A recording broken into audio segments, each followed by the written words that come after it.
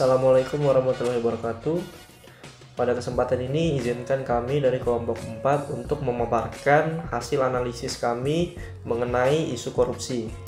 Dan yang pertama-tama izinkan saya pula untuk memperkenalkan anggota kelompok yang terdiri dari 3 orang, yaitu yang pertama Rizky Fauzi asal pendaftaran Kalimantan Tengah, kemudian saya sendiri Satrio Budi Mahendra dari Kalimantan Timur, dan yang ketiga adalah Sri Bintang Hairani Harahap dari Provinsi Kalimantan Barat.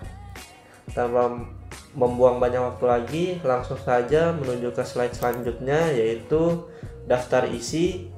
Yang pertama, presentasi ini berisi pengantar, kedua para analisis, ketiga penapisan isu, dan yang terakhir adalah analisis dan pemecahan isu tersebut. Selanjutnya kita masuk ke pengantar. Nah, sebelum kita masuk ke isu korupsi, saya ingin menjelaskan apa itu korupsi dari pandangan ahli. Korupsi itu sendiri menurut Yuben menggambarkan korupsi sebagai tindakan tunggal dengan asumsi setiap orang merupakan individu egois yang hanya peduli pada kepentingannya sendiri. Jadi dapat dikatakan korupsi merupakan suatu penyakit yang dapat menghambat tercapainya kesejahteraan masyarakat luas dan terganggunya jalan penyelenggaraan suatu pemerintahan. Di Indonesia sendiri, peningkatan kasus tindak pidana korupsi membuat pemerintah memberikan respon dengan terus melakukan perbaikan-perbaikan dalam hal pengaturan tentang tindak pidana korupsi. Walaupun stigma korupsi saat ini sering melekat pada pemerintah, nyatanya di kondisi saat ini tidak hanya kalangan elit pemerintahan, namun hampir seluruh elemen penyelenggara negara terjangkit virus korupsi yang sangat ganas. Oleh karena itu, adanya pendekatan-pendekatan dari berbagai stakeholder sangat penting sebagai bentuk kolaborasi penanggulangan korupsi. Untuk itu, saya melakukan pendekatan pentahelix untuk melakukan identifikasi masalah, dan yang menjadi fokus permasalahan di sini ialah korupsi dana bantuan sosial yang baru-baru ini terjadi. Dari sisi pemerintahan, di sini saya menemukan bahwa Menteri Sosial mengkorupsi dana bansos. Kemudian dari sisi akademis menilai apa yang dilakukan Mensos telah termasuk kejahatan kemanusiaan. Yang terus di pihak swasta, diduga pihak swasta juga berperan dalam pengadaan barang yang tidak sesuai dengan standar. Selanjutnya media menyebarluaskan berita korupsi namun tidak secara komprehensif. Dan yang terakhir adalah masyarakat menuntut agar pelaku tindak korupsi dihukum mati karena melanggar norma kemanusiaan.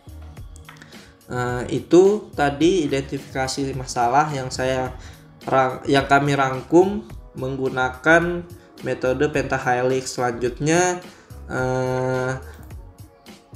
identifikasi masalah tersebut akan ditapis oleh saudara Rizky Fauzi.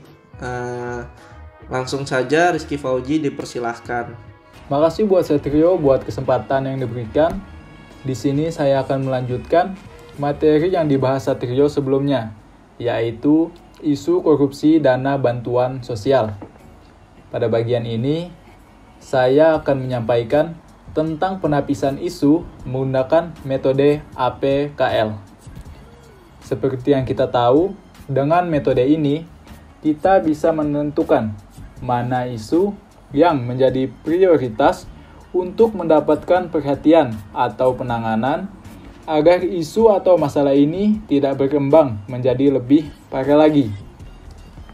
Pada slide ini, kami sudah memasukkan beberapa isu atau masalah yang menurut kami perlu untuk diperhatikan.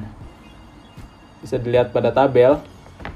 Poin pertama yaitu Menteri Sosial mengkorupsi dana bantuan sosial.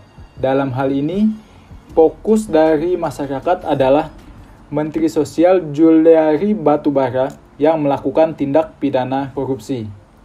Yang kedua, dari pihak akademisi, menilai kejahatan yang dilakukan oleh Menteri Sosial Juliari Batubara sebagai kejahatan kemanusiaan.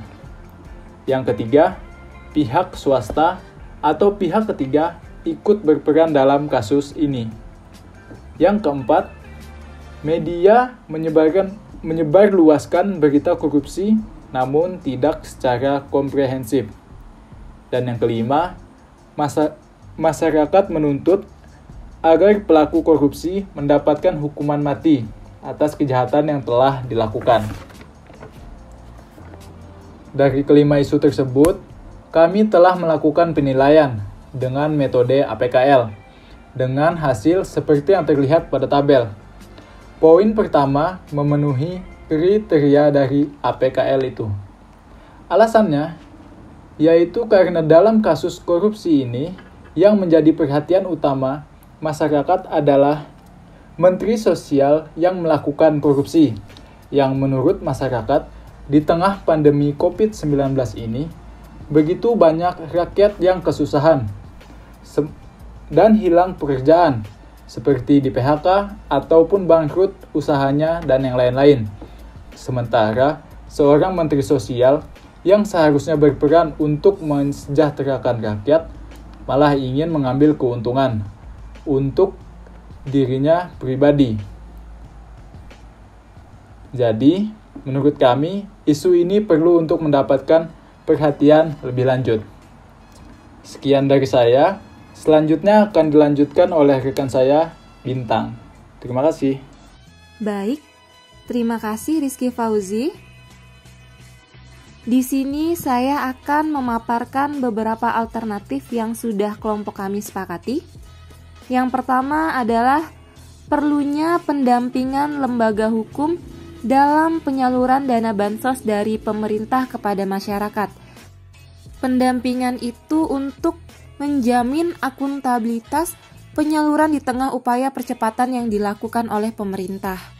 Langkah aksi yang dapat dilakukan yaitu pertama, pembuatan kebijakan berkaitan dengan pendampingan penyaluran bansos.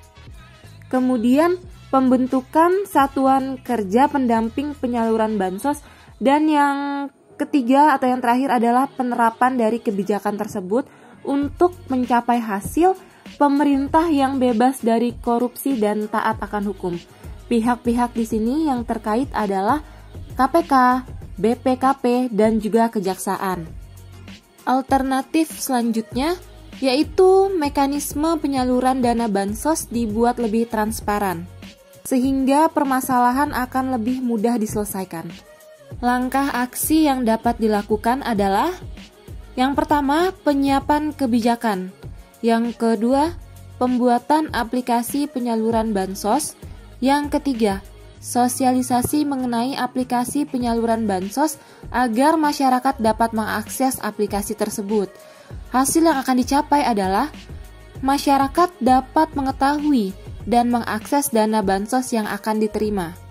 Pihak yang terkait dalam hal ini adalah kementerian dan juga masyarakat.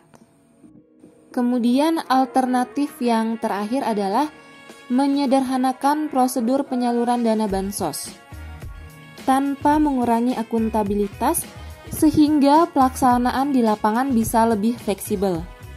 Langkah aksi yang bisa dilakukan adalah pertama, menetapkan kebijakan mengenai SOP atau Standard Operational Procedure. Yang kedua adalah penerapkan SOP yang telah dibuat. Hasil yang akan dicapai di sini adalah penyaluran dana bansos yang lebih efektif dan fleksibel. Pihak yang terkait ada kementerian dan juga masyarakat. Demikian podcast kami pada kali ini.